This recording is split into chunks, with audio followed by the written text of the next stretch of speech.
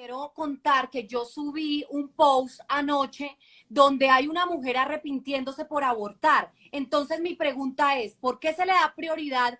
Y rápidamente te quiero contar que yo subí un post anoche donde hay una mujer arrepintiéndose por abortar. Entonces mi pregunta es, ¿por qué se le da prioridad a la despenalización del aborto por encima de los programas de planificación y educación sexual reproductiva? O sea, ¿cómo voy a ayudar psicológicamente a esas mujeres que abortan?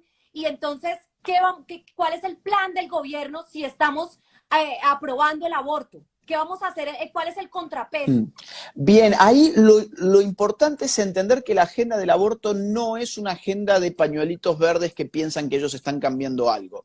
El asunto del aborto es un asunto biopolítico que ha sido decidido en la década del 80 y del 90 para todos nuestros países en forma de una orden de legalización que ha venido de Naciones Unidas. ¿Sí? Es decir, esto no son teorías de la conspiración, puede cualquiera que está escuchando esto buscar los informes y las conclusiones de la Conferencia Internacional de la Población y el Desarrollo en el Cairo de Naciones Unidas del año 1994 y chequear las medidas que llevan el número 7, donde ahí aparece la obligación para los estados de legalizar el aborto a más tardar para el año 2015. Como en el año 2015 no se legalizó el aborto en muchos países, vuelven a la carga con mucho más financiamiento, con una nueva estrategia, utilizan para eso a las feministas, ponen mucho dinero en juego y además lanzan lo que se llama la Agenda 2030 en el año 2017, que plantea una serie de objetivos para cumplirse a más tardar año 2030. 3 de esos 17 objetivos son incluyen metas que piden la legalización del aborto. ¿Por qué hay tanto problema, por qué hay tanto interés en legalizar el aborto en países como los nuestros, donde las mujeres se mueren más de hambre que abortando? ¿Sí? Y esto es muy importante que se tenga en cuenta. Voy a ponerte un ejemplo. En México se mueren por año alrededor de 3.000 mujeres de hambre. Y cuando vamos a ver las cifras de abortos, tenemos menos de 40 casos. ¿Por qué? Porque, digamos, los poderes internacionales han concluido que hay que reducir la natalidad en el mundo. Para ellos es un gran problema la forma en que nos estamos reproduciendo desde hace siglos. Es decir, desde por lo menos la revolución industrial hasta hoy, han venido aumentando las tasas de natalidad y han empezado a caer a fines del siglo pasado. Para ellos es un problema que haya más gente en el mundo. ¿Por qué es un problema que haya más gente en el mundo? Porque el mundo cada vez requiere menos empleo humano. Cada vez hace falta menos mano de obra humana.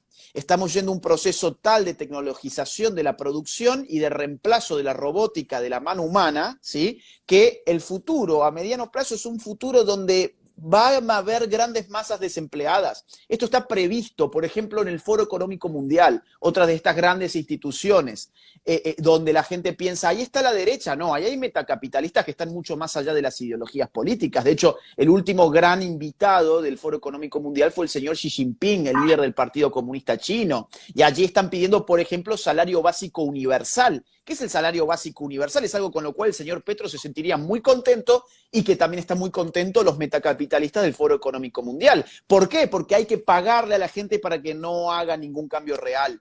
Vamos a necesitar cada vez menos mano de obra y yo quiero que esa gente no me voltee el sistema y a esa gente para eso hay que sobornarla con migajas, con salario básico universal. Voy a tener que idiotizarla mucho con televisión basura, voy a tener que darle mucha serie de estupidez, voy a tener que tenerlos todo el día mirando TikTok y haciendo cortinas de humo y además no quiero que ese parásito se reproduzca. No quiero que esa persona tenga hijos porque esa persona es una escoria que yo necesito remover rápidamente. Entonces, ¿a qué obedece tanto énfasis en el asunto del aborto? A que hay gente con mucho poder que no quiere la reproducción humana tal como se ha venido dando. Te pongo un ejemplo de ahora, de hace 5 minutos. Ahora hay grandes esfuerzos de grandes ONGs para llevar a las ucranianas refugiadas a hacerse abortos. El gran problema hoy de la mujer ucraniana refugiada para muchas ONGs globalistas es que se puedan hacer un aborto, por ejemplo. Hoy Starbucks está ofreciendo a sus empleados darles abortos. Hoy grandes corporaciones están ofreciéndose para ellos mismos asumir el costo del aborto con tal de que sus empleados dejen de tener hijos. Esto es una realidad, esto no es una teoría de la conspiración. Sí, pero Agustín, ok, perfecto, pero ¿por qué no hacer métodos de planificación temprano con una muy buena educación? Porque eso vale, ¿verdad? Porque cuesta, ¿no? Porque cuesta, porque no... o por qué elegir el aborto en vez de prevenir el embarazo?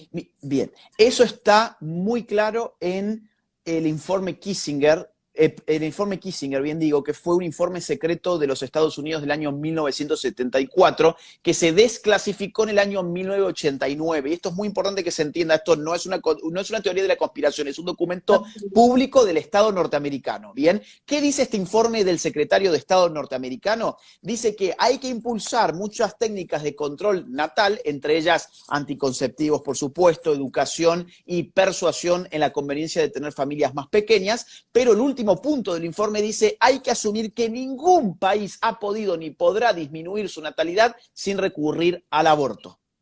No se va a poder sin aborto. ¿Por qué? Porque la gente muchas veces o no tiene educación, o esa educación sexual no la pone en práctica, o por un tema de maximizar placer, resigna el uso de anticonceptivos, aún sabiendo de que, por ejemplo, un condón previene el embarazo, pero en la maximización del sentimiento, del placer, de la sensitividad, no lo utilizo y después, ¿qué tengo? Bueno, voy a hacer un aborto. Entonces, ellos han tomado nota de eso, han tomado nota de que hay límites en la educación sexual. De hecho, nunca hemos tenido más educación sexual como hoy y nunca hay más embarazos adolescentes como hoy.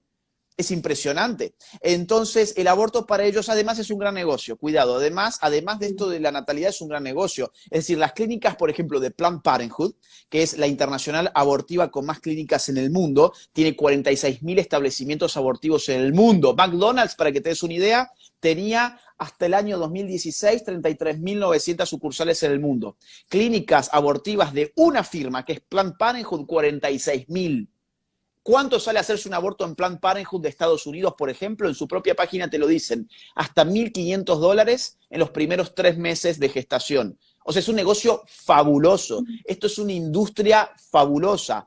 ¿Cuánto paga la fundación de George Soros a feministas que le lleven proyectos abortistas, por ejemplo? $40.000 por año.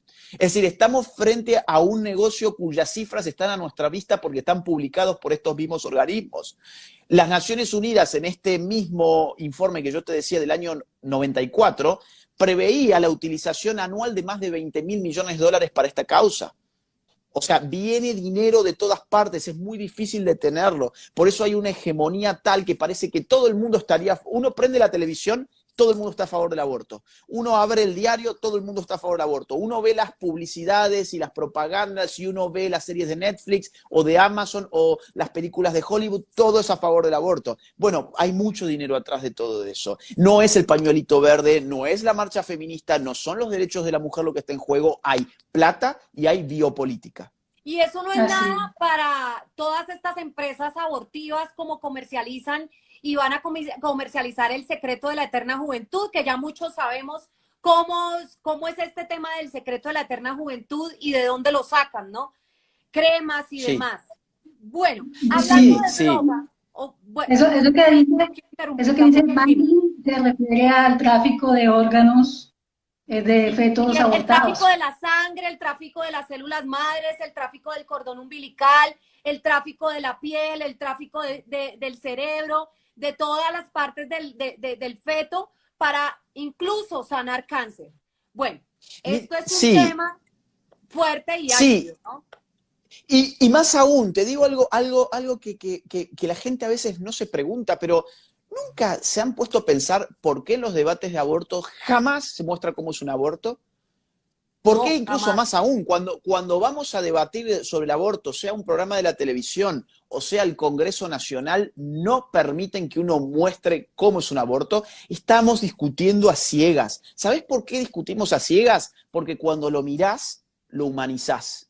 Porque cuando lo mirás te das cuenta que no es un conjunto de células que forman un parásito. Estás hablando de tu propia especie. Entonces estamos en un momento de tal aberración que en Colombia, por ejemplo, mientras tenés a una Corte Suprema de Justicia, a una Corte Constitucional, perdón, que te dice que el aborto se puede hacer con total legalidad hasta las 24 semanas de gestación, cuando ya siente el feto, cuando ya ha desarrollado viabilidad extrauterina según la OMS, cuando ya está desarrollado de una manera muy avanzada, se lo puede todavía matar en el vientre materno, pero no podés hacer pesca deportiva. ¿Por qué? Porque el pescado que vas a sacar, cuando le saques la foto, va a estar estresado. Es decir, vos a ese pescado lo vas a devolver, pero la pesca deportiva consiste en sacarlo, te tomás la foto con el pez y lo devolvés al agua. No, bueno, pero le vas a lastimar el labio y lo vas a estresar cuando lo saques del agua. Entonces la Corte Constitucional te llama a que vos respetes el derecho del pescado, pero que revientes a tu hijo antes de